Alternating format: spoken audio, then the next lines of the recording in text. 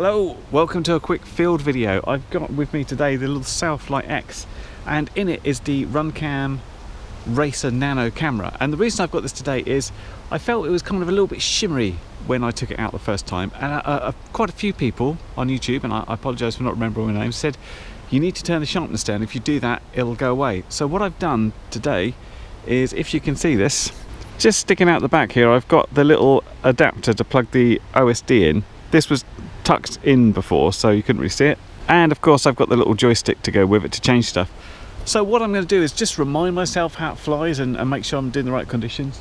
I'm going to take it up, look at the trees, which it's a bit windy today. I think you can see the trees moving around, but I'm not looking at it from a point of view of stability. I'm looking at seeing how the trees look from above, and then we'll plug in, we'll reduce the sharpness, and we'll try it again and see how things improve or don't. It'd be interesting to test.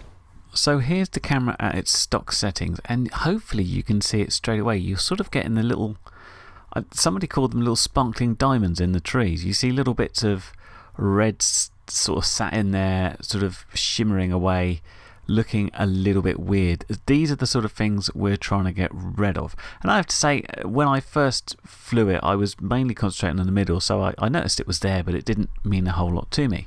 But anyway, let's bring that in and change it.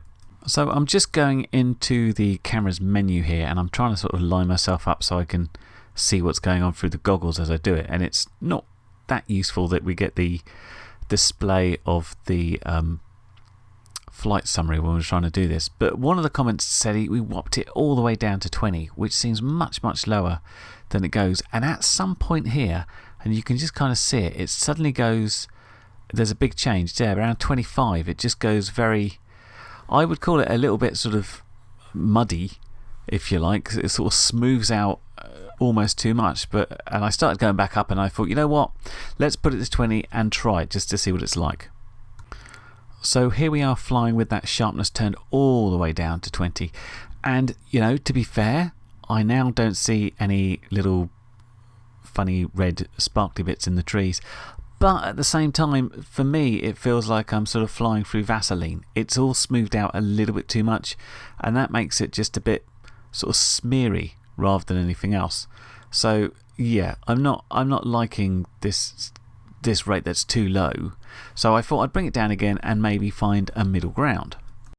So again, I'm facing into a tree where I can hopefully see what the change is, and I decided to up it just to get rid of that smear. There was a definite change around 25-30 when it really did sort of smear out.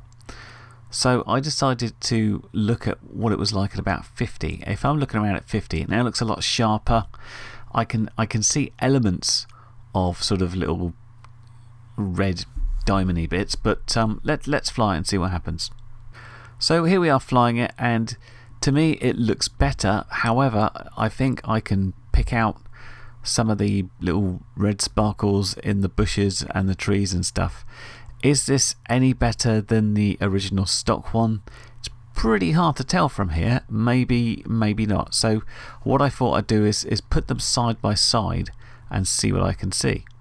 So here's a comparison looking at them side by side, although annoyingly on the original one I didn't fly exactly the same route as the other two, which would have been helpful. And apologies, I had to shrink them down to fit them all on the same screen, which might be more difficult to pick out the detail. I've arranged them sort of sharpness order, so 20 at the top, 50 in the middle, and the default on the bottom. So yeah, 20 I think still looks too smeary. And it's kind of a question to me that does 50 look better than the default, which is like 128 or something? And the answer is I think so. I think I'm not picking up so many of the little diamond sort of red flashing bits. I can normally see that better from the sort of zoomed out view, if you like, or flying way above the trees. But there's not that much difference in it, but I think it's all about tuning it down to really what you like, essentially. So if there's a conclusion to this video, and I guess there is because I'm making one, it's experiment. So I went through a couple of settings and I thought 20 was a bit smeary, 50 looked okay. But to be quite honest, I wasn't that upset flying it in the original sharpness.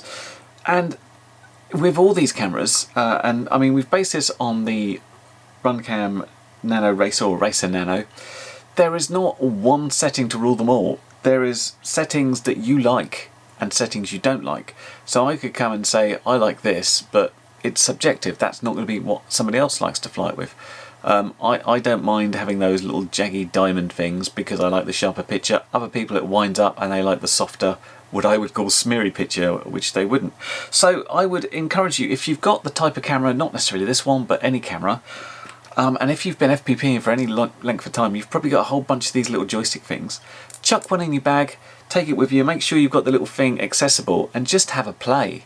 Have a play with the sharpness, have a play with all things you can do to set up your camera, and just see if you can get it exactly how you like it. Just to make things more annoying, typically in different conditions, sunny versus cloudy versus whatever, it's going to take different setups than that, but it's really worth persevering, especially if you're down to like 1 or 2 quads and you fly those repeatedly. It's worth getting it right and getting the thing that works perfectly for you. But anyway, I hope that's been helpful, and I'll catch you next one. Bye for now.